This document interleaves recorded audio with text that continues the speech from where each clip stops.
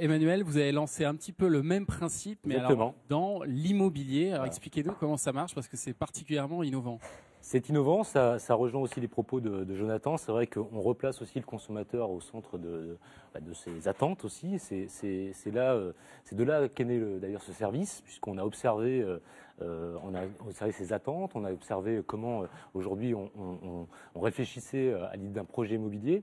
Et oui, parce qu'un projet immobilier, c'est énormément d'argent et en général, on a à peine le temps de... Enfin, juste on fait une visite et puis c'est tout. Une visite, c'est quelques minutes sur place. Et c'est vrai qu'aujourd'hui, on peut essayer une raquette de tennis, on peut essayer sa voiture, on peut essayer un matelas. Et on ne pouvait pas essayer le bien dans lequel on allait habiter pendant plus de 20 ans. Ouais. Bon, alors là, comment ça se passe? On peut essayer tous les biens qui sont mis en vente? Alors, pas tous, puisque c'est à la discrétion, on va dire, du propriétaire. Du propriétaire en fait qui passe avec nous un contrat de mandat d'exclusivité. Et le principe est assez simple puisqu'on n'a pas voulu avoir une complexité supplémentaire pour le consommateur. On fait signer au propriétaire un document qui nous autorise finalement à faire visiter son bien sous un format à convenir avec lui. Donc ça peut être 4 heures, 8 heures ou même un week-end.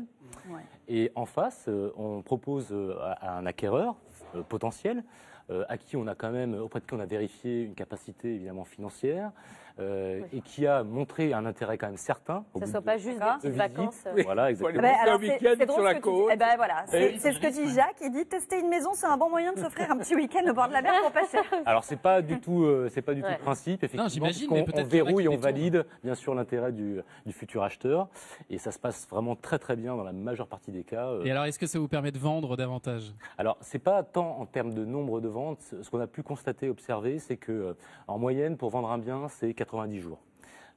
Avec le service à l'essai qui est proposé donc, par certains propriétaires, on est tombé sur une moyenne de 33 jours à peu près. Ça rassure les gens, en fait. Voilà.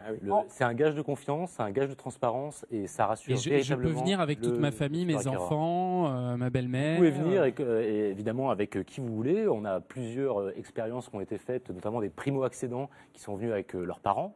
C'est toujours un premier achat, c'est délicat. On ne sait pas quoi observer, on veut faire des travaux, on ne sait pas comment s'y prendre. Et le propriétaire reste là pendant que les personnes Absolument testent? pas. Ah non, il part. Nos conseillers immobiliers viennent à l'entrée et à la sortie du bien. Ils font le tour, ils regardent si tout est conforme. Mais les propriétaires n'est pas là, bien évidemment. On va continuer à en parler. Il y a Karine qui nous dit le test d'appartement ou de maison avant d'acheter, c'est un bon moyen de négocier le prix de vente si on se rend compte que le quartier est trop bruyant, par exemple. Oui, aussi. Est-ce que c'est le cas, vous l'avez constaté, vous, avec on ne l'a pas vraiment constaté, puisque on n'a pas de litige, on n'a pas de problématiques recensées parmi les clients qui ont pu tester. C'est souvent, effectivement, une occasion de se rassurer avant tout. Donc il n'y a pas eu véritablement d'effet démultiplicateur. C'est vrai que le bruit ou l'humidité, c'est des choses qu'on a du mal. Les voisins, on le mesure pas toujours. C'est vrai, mais souvent on réfléchit plutôt en termes de risque qu'en termes d'opportunité. Et on note aussi que c'est aussi une manière de se rassurer et de voir les opportunités qu'on ne voit pas forcément en quelques minutes dans un bien. Et c'est surtout ça qu'on essaie de mettre en avant. Ça oblige peut-être aussi les propriétaires à le mettre tout de suite au juste prix.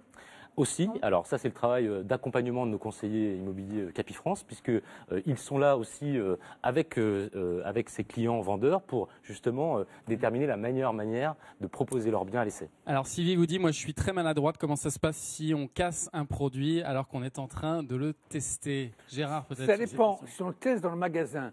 La garde est restée au magasin, donc vous n'avez qu'à faire attention pour vous laisser toucher ou vous surveiller. Par contre, il y a ce qu'on appelle un transfert de garde si on le livre chez vous ou si on va dans le logement qui est mis à votre disposition à titre d'essai. Là, si vous cassez, c'est votre assurance responsabilité civile. Mais il y a plein de magasins qui vous disent si vous cassez quelque chose dans la boutique, tu le paies. Ouais, tu le casses, tu le paies. Il y a aussi plein de parkings où c'est marqué nous ne sommes pas responsables des vols et ça n'a aucune valeur. Parce que les sociétés, elles ont des assurances. Bien sûr. Non, mais si je déchire une de vos chemises que vous m'avez envoyée, je dois quand même la payer là. Alors, ça dépend. Parce que si jamais le produit est défectueux, vous pouvez le déclarer à notre service client, vous le contactez avec une photo, vous expliquez que pendant l'essayage, il y a eu un défectueux, et dans ce cas-là, vous serez également remboursé. Aujourd'hui, nous, on part du principe que nos clients sont de bonne foi. Donc, on leur fait confiance, et on se rend compte que sur le nombre, vous avez raison. Et sur la durée, il y a une vraie gratitude par rapport Sur le logement, c'est à peu près pareil, c'est assez simple, puisque c'est la responsabilité civile de tout à chacun qui rentre en jeu s'il y a un litige. Et j'ai fait une petite révision juste avant de venir, il n'y a eu aucun problème parmi les plus de 2000 biens en test. C'est comme une location Absolument classique? Non, même pas. On signe un contrat, un mini-contrat, exactement, mais c'est sa responsabilité civile qui rentre en compte.